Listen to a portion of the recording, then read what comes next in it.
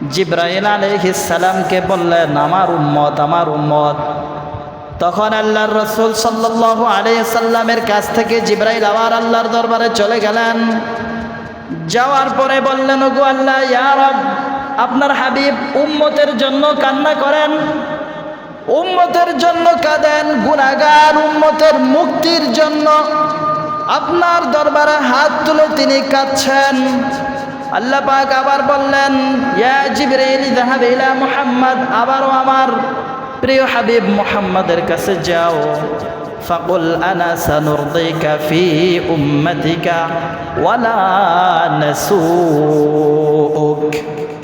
আল্লাহ পাক ঘোষণা দিয়েছেন, যাও আমার প্রিয় হাবিব মুহাম্মাদের কাছে যাও, আমি তার উম্মতের ব্যাপারে নিশ্চয়ই নিশ্চয়ই আমি তাকে খুশি করিয়ে ছাড়বো। বলেন সুবহানাল্লাহ। যাও আমার প্রিয় হাবিবের কাছে যাও, আমার নবী যে উম্মতি উম্মতি বলে কাঁদছেন, আমি কথা দিলাম হাসরের ময়দানে আমার রসুল যতক্ষণ পর্যন্ত সন্তুষ্ট না হবে ততক্ষণ পর্যন্ত আমার রসুলের উম্মতদেরকে আমি মাফ করতেই থাকবো, করতেই থাকবো। বলেন সুবহানাল্লাহ। এই জন্য আল্লাহর রসুল আল্লাহ হাদিসের মধ্যে আসছে, আল্লাহর রসুল বলেছেন, কুল্লু উম্মতি ইয়াদখুলুল জান্নাহ, আমার প্রত্যেক উম্মত জান্নাতি। বলেন সুবহানাল্লাহ। নবীজি বলেন, আমার হার উম্মত জান্নাতি। সুবহানাল্লাহ বলবেন না? কুল্লু উম্মতি ইয়াদখুলুনাল জান্নাহ, আমার প্রতিটা উম্মত জান্নাতি। কেননা আল্লাহ পাক আমাকে কথা দিছেন, ওয়াদা দিছেন, উম্মতের ব্যাপারে আমি যতক্ষণ পর্যন্ত খুশি না হব ততক্ষণ পর্যন্ত আল্লাহ পাক আমার উম্মতদেরকে ক্ষমা করতেই থাকবেন, করতেই থাকবেন। বলেন সুবহানাল্লাহ।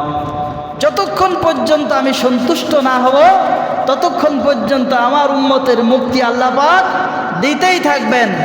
এই প্রেক্ষিতে আল্লাহর রসুল স্পষ্ট ঘোষণা দিয়ে দিয়েছেন, কুল্লু উম্মতি ইয়াদখুলুনাল জান্নাহ, আমার হার উম্মত জান্নাতি, প্রতিটা উম্মত জান্নাতি। বলেন সুবহানাল্লাহ। হাদিসের মধ্যে আসছে, ইল্লা মান আবা, এখানে তবে আছে, তবে যারা আবা তারা নয়।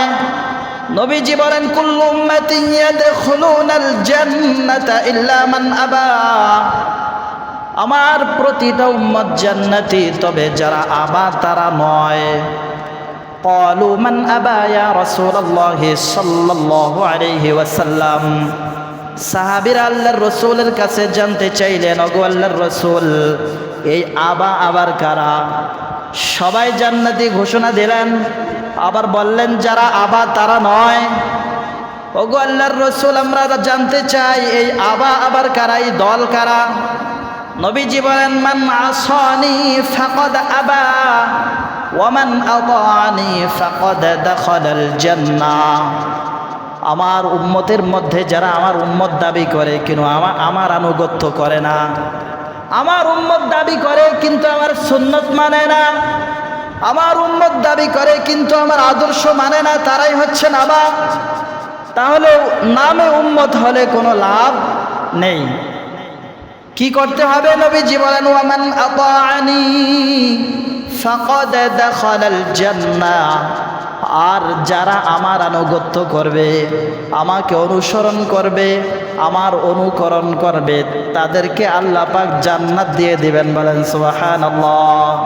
তাহলে নবীর উম্মত হওয়ার জন্য শর্ত হচ্ছে জীবনের প্রতিটা ক্ষেত্রেই নবীজির আদর্শকে বাস্তবায়ন করা।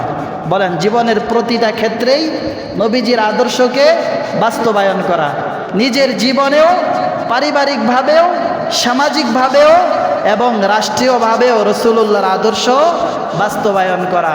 নবীজি যা বলেছেন তা করা, যা আদেশ করেছেন তা পালন করা, আর যা নিষেধ করেছেন তা বর্জন করা।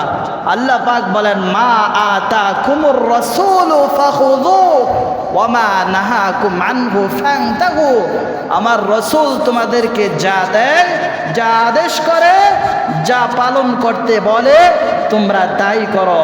ওয়া মা নাহাকুম আনহু ফান্তাহু, আর যা নিষেধ করে, যা বর্জন করে, তা থেকে তোমরা সদা সর্বদা জীবন দিয়ে হলেও বিরত থাকো। তাহলে নবীজির খাঁটি উম্মত হওয়ার জন্য শর্ত দুইটা: নবীজি যা করতে বলেছেন তা করা, আর নবীজি যা ছাড়তে বলেছেন তা বর্জন করা। তাহলে নবীজির খাঁটি উম্মত হওয়া যাবে। আর নবীজির উম্মত যদি হওয়া যায় তাহলে জান্নাতের গ্যারান্টি দিয়ে দিয়েছেন কে? আল্লাহ। আল্লাহ জান্নাতের গ্যারান্টি দিয়ে দিয়েছেন।